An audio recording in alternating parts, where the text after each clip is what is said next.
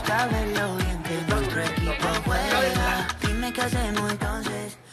We're back on the zone and still talking football and domestic football in Europe. Round 3 action in Spain's La Liga ended on Sunday with the defending champions Atletico Madrid at home at the Wanda Metropolitano playing to a 2-2 draw with Villarreal thanks to a deep stoppage time equaliser. We have those highlights. Ha generado muchas ocasiones de gol, pero le faltó puntería. Aquí excelente la parada de Rulli. Es la primera clara del Atleti. El tiro de Lemar es buenísimo con la derecha, pero Rulli está soberbio, despejando ese balón al palo. Otra clarísima. Rulli fuera del marco. Tiro de Carrasco y consigue sacar la pelota Capú. Esta es de Trippier. El que la saca es Mandy. No se lo podían creer en el Metropolitano. El partido estaba 0-0 y menos aún cuando en el arranque de la segunda parte la primera llegada del Villarreal acaba en gol. El tiro de Manu Trigueros llega a tocar Jan Oblak, pero no la puede sacar.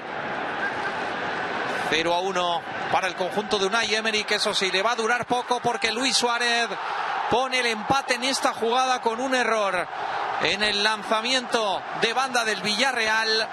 Roba Marcos Llorente y Correa, que sirve el balón para Luis Suárez. Pero hablando de errores, el que comete Stefan Savic, que no llega a esa cesión de Jiménez, y marca Danjuma.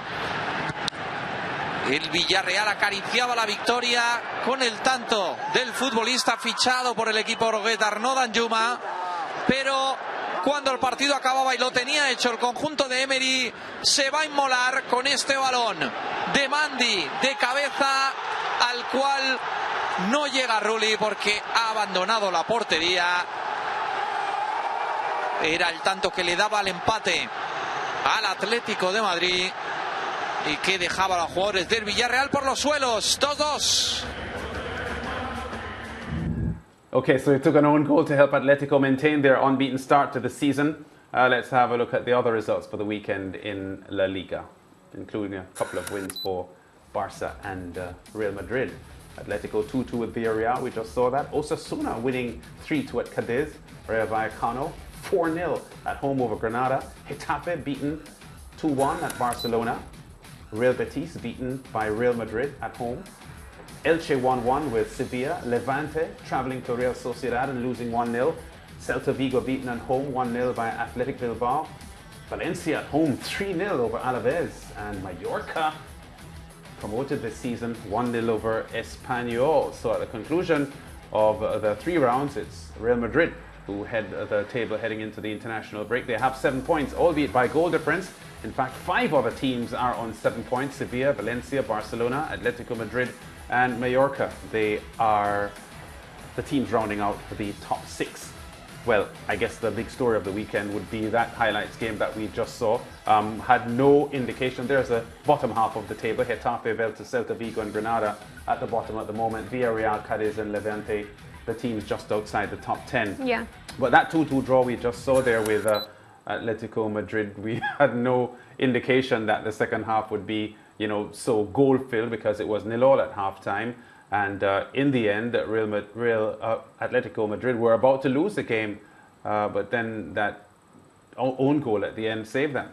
Definitely. And Lance, I think that particular game actually represents what the La Liga season has been so far. Just the intensity and how open this La Liga race is, despite Barcelona and the conversation that Messi has left. I feel as if it's still a very, very tight race. And even the statistics, the fact that no team has maintained a 100% win record so far, you know, other teams picking up draws and whatnot, just keeps the competition really, really open. Real Madrid and Carlo Ancelotti would be very happy that they were able to maintain a clean sheet over the weekend. Barcelona would be happy that they are able to, you know, scrape wins. And I'm saying scrape because what I've seen from Barcelona this season is that they start with a lot of intensity in the first half, and then in the second half, Lance, I don't know if they're getting tired but they're literally dropping out of the competition in the second half, and it's something that they'll have to pay attention to, else it can cost them this season's La Liga. Yeah, well, again, we're early in the season, so you don't want to make, you know, sweeping comments about what has happened so but far. But it's so glaring, the Barcelona. And I think what we have seen gives strength to the discussion that this La Liga season is pretty wide open, because we have, well, most of us at any rate, have agreed that Atletico Madrid should be considered favourites, and for them to struggle against Villarreal in the way that they did on Sunday says a lot, because they appear to be coasting. The Atletico Madrid goalkeeper didn't have to make a save in the entire first half, and although they didn't score Atletico Madrid in the first half, they looked to be in control of the game. And the next thing we knew, they were trailing 2-1 with a couple of minutes left in the match. And this is against a team, Villarreal, that is not considered a top-flight team. So for Atletico Madrid, considered most people's favourites to win the La Liga crown this year, to have that kind of scare, Diego Simeone was so thrilled at the end, because he saw 3 points disappearing right in front of his eyes in a game that he appeared to have had control over.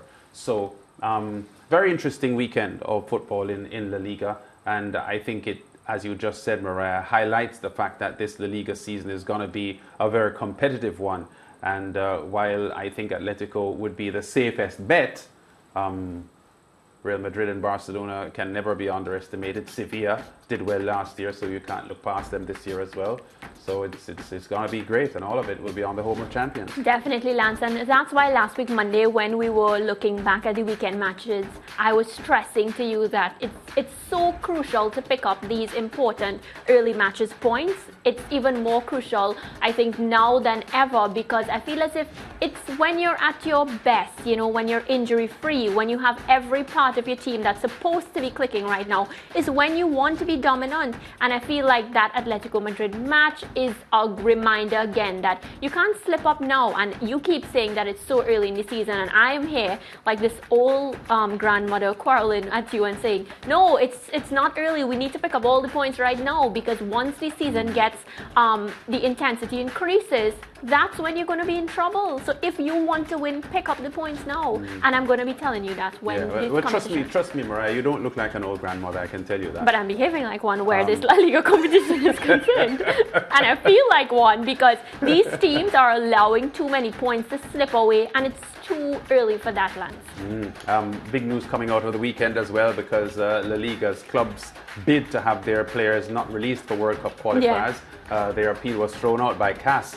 So that's the story coming out of La Liga, because they wanted to have their players available for the La Liga and not go to September South American World Cup qualifiers. La Liga had appealed against FIFA's extension to the international window for the World Cup qualifiers by 2 days, because it meant players participating in the matches would miss the restart of the league, which resumes on the 11th of September.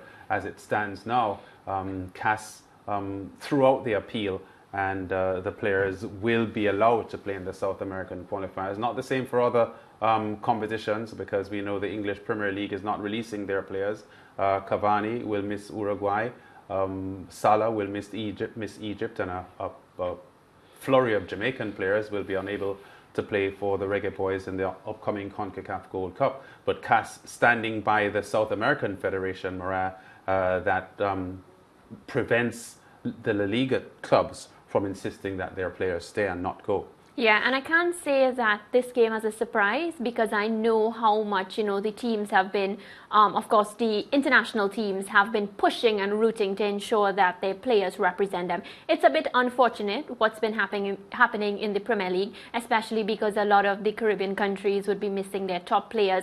And it's these players that we really depend on, to step up and gel with the rest of the local bunch. So a bit unfortunate where the Premier League is concerned, but a win is a win, so La Liga can take that one. Yeah, and one of the points that people make to Mariah is that even though for some of the high-ranking teams that their top players will be missing because of how much value they are, the fact is a lot of those squads are deeper than like a Jamaican squad who would be defending so heavily on the England-based players. There was a report coming out today, though, that there are a few big names in England who will be heading to this part of the world for their World Cup qualifiers against Mexico, the first one on Thursday, including Ravel Morrison and Liam Moore.